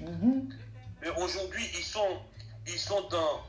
lorsqu'on a entendu le discours de Macron, et on le dit tranquillement, on voit vraiment le désespoir et ce cri d'alarme. Mais Église, où êtes-vous? Église, où es-tu? Donc je crois qu'aujourd'hui, humblement, on doit trouver ce message dont les hommes ont besoin pour pouvoir sauver la nation. Et tu l'as si bien dit, la France est une nation qui nous a accueillis, qui nous a acceptés, qui a aussi ses défauts, parce que là aussi fait des choses pas trop jolies. Mais je crois qu'on n'est plus dans l'heure de la critique négative, entre guillemets. Nous sommes dans l'heure de la repentance ensemble et qu'on puisse porter ce message. Et je crois que plus que jamais, comme tu l'as dit, ça se pourrait qu'on passe aussi à travers le coronavirus. C'est pas ça le problème. Et ce qui me gêne aujourd'hui, de voir des gens qui ont prêché, qui ont parlé, c'est ces personnes qui ont peur, qui se cachent et qui attendent le vaccin. Mais soyons sérieux. Donc on n'a rien compris. Donc en quelque part, je dis bien nous, le message que tu as porté aujourd'hui, et je le dis tranquillement, ça doit nous tous nous pousser, à la repentance, en ne disant pas l'autre. Je crois qu'on est dedans aussi, tant pis, on est dedans. Et maintenant, on demande à Dieu, on veut prêcher un message, un véritable message. On voit vraiment je dirais, moi je crois au miracle, mais je ne crois pas au spectacle. Et jusqu'à maintenant, on a vu beaucoup de spectacles, on a vu beaucoup de simulations. On dirait que ce n'est pas la faute à tout un chacun. Moi aujourd'hui, je pense qu'il faut prendre ça au sérieux. Je crois que tu as un chant qui dit, prends ça au sérieux. Donc je pense qu'aujourd'hui, il faut qu'on prenne cette nouvelle où Christ est capable de ressusciter même les morts, je le crois fermement. Contrairement à ce que pensent certains qui pensent que je suis un peu rationnel, mais moi j'aurai du spectacle. Moi je crois que si Dieu c'était lève-toi et marche, et c'est ce qu'on a besoin aujourd'hui, lève-toi et marche. Il ne dit même pas que c'est moi qui ai prié pour toi pour que tu ne viennes pas demain matin me ramener une foule. Donc je crois que ce que je retiens à travers ce que tu as dit, et tu l'as dit tranquillement aussi, tu nous exhortes, tu nous as exhortés en tant qu'Église à prendre conscience de nos erreurs et de voir aujourd'hui que l'Église c'est pas le bâtiment. Combien de pasteurs aujourd'hui vont être endettés, combien de pasteurs qui vont pleurer, non parce qu'ils vont perdre des fidèles, mais parce que je pense qu'ils se rendent compte qu'ils ont un loyer sur le dos, peut-être qu'ils ont fait des emprunts, etc. Mais je crois que ce n'est pas grave tout ça. Dieu est capable de nous donner à surmonter tout cela si véritablement nous entrons dans la repentance et la conversion. Moi, c'est ce que je retiens, c'est Dieu me demande de me convertir, de me repentir et de repartir à zéro pour porter un message, une vraie bonne nouvelle. Et je crois que c'est ce qu'on doit retenir ce soir, c'est-à-dire que ce ne sera plus jamais pareil. C'est-à-dire qu'il y a eu un avant coronavirus, il y a eu un pendant coronavirus et il y aura un après coronavirus. Et je pense que le chrétien, dans sa vision, doit déjà voir après le coronavirus. Je crois que c'est ce qu'on doit voir maintenant. Parce que l'Église doit être toujours visionnaire. Mais malheureusement, elle a perdu sa vision. Elle a caché cette lumière du monde. Et je crois que si le monde est dans cette situation, c'est parce qu'elle n'a pas vu briller la lumière. Je crois que si on voit briller la lumière, on a peur de la lumière. Pourquoi tu as dit des choses aujourd'hui qu'il ne faut même plus dire? Mais si on arrive à ce stade-là, c'est parce que je le dis tranquillement et sincèrement, l'Église de manière globale a échoué. On est arrivé à ce qu'on appelle dans un langage technique, on est arrivé à une forme d'aporie, c'est-à-dire qu'un chemin sans issue. Il faut revenir à la règle. Et je crois qu'on a besoin de revenir à la règle pour porter un véritable message d'amour, non de jugement, mais d'amour pour l'humanité. Aujourd'hui, je crois que plus que jamais, s'il y a de véritables leaders spirituels qui se lèvent, même Macron va se convertir. Même lui va se convertir. C'est-à-dire parce que tu as parlé du président italien, parce qu'ils sont arrivés aussi à une forme d'aporie. On a tout essayé. Donc, s'ils ont tout essayé et que nous, Église, on se cache, entre guillemets, je crois que le monde est fini. Mais je crois que moi, ce que je retiens, c'est surtout dans tout ce que tu as dit, en tant qu'Église, on doit se repentir, se convertir et porter cette bonne nouvelle au monde. Et je crois que le monde nous attend. Oui, tout à fait, je crois que c'est ça. Je ne vais pas être trop long, mais le monde nous attend. Non, j'apprécie ce que tu dis, je comprends, je reçois, je suis béni aussi au travers de ce que tu dis. J'irai même un peu plus loin quand tu dis, tu vois, on a besoin, je crois qu'on a entendu beaucoup de messages. J'irai un peu plus finement en disant, on a besoin de nous-mêmes de devenir le message. Tu vois, parce que les gens ont entendu beaucoup de choses, on est fort, on sait faire les parallèles, les paradoxes, les métaphores, il y a pas mal de choses qu'on maîtrise, mais les gens ont besoin maintenant de nous voir, nous en tant que message, tu vois, que le message ça soit nous, tu vois, qu'on fasse corps avec notre message, parce qu'à l'époque, quand on dit que quand on a cité les chrétiens, on les a appelés chrétiens, ils voulaient dire les copies de Christ, parce que les gens reconnaissaient que ces gars-là, ils se comportent, ils font comme Christ faisait. Et c'est comme ça qu'on les a appelés les chrétiens. Tu vois, on a besoin d'être au lieu de paraître. On a besoin de revenir, nous tous, moi le premier. On a besoin de revenir et d'être disciples et de former aussi des disciples et non pas des membres simplement. Ça c'est encore une sorte de technique, de façon de parler pour jouer aussi à l'intelligent. Mais tu comprends ce que je veux dire en fond. On a besoin de faire des disciples. Et pour faire des disciples, il faut que tu sois toi-même un disciple. Si toi-même tu n'es qu'un membre d'église, peut-être le chef, tu ne feras que des membres. On a besoin de faire des disciples. Donc pour faire il faut qu'on redevienne des disciples. J'ai besoin que l'Esprit de Dieu me secoue tête en bas, qu'il me bouscule. Je veux cela pour ma vie, frère. J'ai soif de ça. Je cherche Dieu pour ça. Je veux que Dieu m'utilise, que je sois utile à mes concitoyens, que je sois utile dans ma ville, que je sois utile dans mon pays. Mais quelquefois, on ne sert à rien. Des fois, plusieurs fois, ça m'est arrivé de pleurer en disant à Dieu, mais je veux dire que je ne sers à rien. Tu vois, des fois, on ne sert à rien. On a tout notre apparat chrétien dans l'année, notre Bible sur notre bras, machin, dimanche, on va y aller, mais quelquefois, il faut reconnaître, quelquefois, on ne sert à rien. Les gens sont en train de crever à côté de nous. Ils sont en train de mourir. Même sans coronavirus, ils meurent à côté de nous. On leur a des fois jamais dit sincèrement, correctement. Tu comprends? Et Dieu va nous aider, Dieu va nous réveiller, Dieu va secouer nos âmes. Parce qu'il secoue mon âme. Je crois que Dieu va secouer les personnes. Dieu va nous secouer pour qu'il n'y ait plus d'a priori, qu'il n'y ait plus d'esprit de timidité. Il y a des gens qui aiment Dieu et qui ont peur. Par rapport à ce qu'ils voient de certains leaders, les gens ont peur eux-mêmes. Aujourd'hui, Dieu va libérer les gens de la peur. Dieu va libérer de la peur pour que les disciples se lèvent et fassent le travail, servent leur Dieu. Simplement, Dieu va nous délivrer du mal. C'est écrit dans la prière du Notre Père que délivre-nous du mal. Dieu va nous délivrer du mal pour que la nation soit bénie. Pour que naturellement on témoigne de Dieu. Pour que naturellement l'Esprit de Dieu convainc. Et puis qu'on vive les choses des derniers temps jusqu'à ce que Jésus vienne enlever l'église. Parce qu'une fois, frère, tu sais très bien, une fois que l'église est partie, le menu continue, frère. Absolument. Et quand l'église partira, lorsque la Bible dit, à un moment donné, l'Esprit de Dieu va enlever l'église. Lorsque l'église partira, l'Esprit aussi quittera la terre. L'Esprit de Dieu. Et là, ça sera insoutenable. Et les gens qui auront dit, ou fait croire qu'ils étaient chrétiens et qu'ils ne sont pas enlevés, qu'ils vont rester. Mon Dieu. Tes voisins, tes collègues savaient que tu étais soi-disant chrétien. Et puis l'enlèvement a eu lieu et puis tu es resté. Frère, les gens vont massacrer, ils vont te frapper. Ils vont te dire, où tu sais tout ça va, où fait. Frère. Le menu là, c'est jusqu'au café. Il y a le digestif à la fin du menu. Lorsque l'Église va partir, si nous ne nous repentons pas, si nous prétendons être sauvés, comme les pharisiens faisaient face à Jésus, ils croyaient qu'ils savaient, si nous ne sommes pas humbles, si on ne laisse pas Dieu prendre notre cœur et que l'Église est enlevée, puis que les gens, ceux qui se croyaient sauvés, restent en bas. La Bible dit ça, frère. C'est au prix de ta vie que tu peux être sauvé. Il y aura des martyrs en milliers de myriades. Parce que les gens vont se venger. Ils vont dire, mais tu savais toute cette chose, ou même pas bâti. Ça va être terrible. Donc les amis, moi je me prépare à la rencontre de mon Dieu. Je ne me prépare pas au vaccin.